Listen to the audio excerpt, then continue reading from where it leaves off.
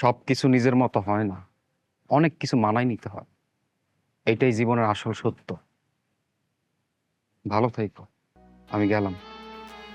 শুধু কি আমার কাছ থেকে বিদায় নিলে হইব? যে তোমার কাছে আসল তার কাছ থেকে বিদায় নাও। মা, অনেক রাত হইতেছে, আমার গাড়ি ধরতে হইব। আমার জন্য দোয়া করে। হয়েছে বাবা, থাক থাক বাজার। আমার কাছে দোয়া চাওয়ান লাগবো না। মায়ের দোয়া সন্তানের জন্য সব সময় থাকে। যারে তোর বেশি দরকার, যে তোর সাথে সারা জীবন থাকবো, তার কাছ থেকে বিদায় নেই। আমার দুইজনকেই দরকার। মায়ের জায়গা মায়ের কাছে, আর বউর জায়গা বউর কাছে। কেউ কারো জায়গা নিতে পারবো না। প্রত্যেকবার মনে মনে অনেক আশা নিয়ে বাড়িতে আসি। বাড়িতে যে কয়টা দিন থাকবো, সেই কয়টা দিন হবে জীবনের সবচাইতে আনন্দের দিন। কিন্তু কিন্তু বাড়িতে যে কয়টা দিন থাকি, সেটা হয় জীবনের সবচেয়ে দুঃখের দিন। আচ্ছা মা, তুলি, তোমরা আমার একটা কথা কও তো, তোমাদের আসল চাওয়াটা কি? তোমরা কি চাও? এই যে বউ শাশুড়িরে দেখতে পারো না, শাশুড়ি বউরে দেখতে পারো না, সারাটা ক্ষণ দুইজন লাইগা থাকো, তো লাভটা কি? মানুষ বাঁচে কেন? আনন্দে থাকার জন্য। কিন্তু সেই আনন্দটাই তোমাদের মাঝে নাই। কি হয় একসাথে মিলেমিশে থাকলে? কি হয় একজন আরেকজনকে সম্মান দিয়ে চললে? মা, তোমারে জিজ্ঞেস করতেছি, তুমি এখন না শাশুড়ি? তুমি কি বউ ছিলা না? তোমার শাশুড়ি যদি তোমার সাথে সারাক্ষণ ক্যাডর ক্যাডর করতো, তখন তোমার কেমন লাগতো মা? আর বউ, তোমারে জিজ্ঞেস করতেছি, তুমি কি কোনোদিন শাশুড়ি হইবে না? তোমার ছেলের বউ যদি তোমার সাথে সারাক্ষণ বেয়াদবের মতো আচরণ করে, তখন তোমার কেমন লাগবে? আমি জানি তোমরা কেউ সেটা মান্য নিতে পারবা না।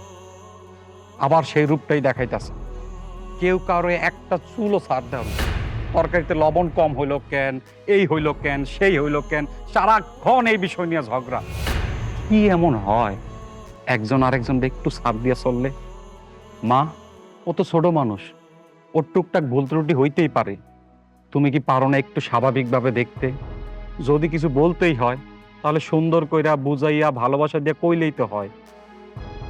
আর বউ, মা বয়স্ক মানুষ, তোমার শাশুড়ি। শাশুড়ি মানেই তো মা। যদি ভুল ত্রুটি নিয়ে কিছু বলে, সেটা তো তোমার ভালোর জন্যই।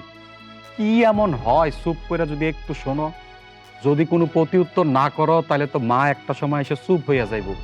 কিন্তু তোমরা কেউ তা করনি। মাঝখান থেকে ক্ষতিগ্রস্ত হইলাম আমি।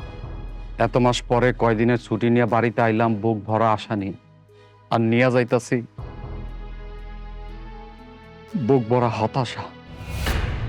না পাইলাম মায়ের ভালোবাসা, আর না পাইলাম বউয়ের। মনে মনে ভাবছিলাম মা আমার জন্য পিঠা বানাইবো, নিজের হাতে রান্না করে খাওয়াইবো। আর বউ, ও বাজান, আমি আমার ভুল বুঝতে পারছি। আমি লজ্জিত বাজান। তুই একটা কাম কর না, আর একটা দিন ছুটি নিয়ে থাইকা যা। আমি তোরে পিঠা বানায় খাওয়ামু। ছুটি বাড়ায় নেওয়ার কোনো সুযোগ নেই মা। যদি আর একটা দিন থাকি, তাহলে অ্যাবসেন্ট দেখাই একদিনের বেতন কাইটা নিব। কাটুক, একদিনের না 1 মাসের বেতন কাটুক, তবু তুই থাইকা যা বাজার। কইলাম না আমি তোরে পিঠা বানায় খাওয়ামু। মা তো একদম ঠিক কথাই কইছে। আমিও আমার ভুল বুঝতে পারছি। তুমি আর একটা দিন বাড়ায় থাইকা যাও না। তোমার যে পাওনাটা আছে, সেটা শোধ করার আমার একটু সুযোগ কইরা দাও।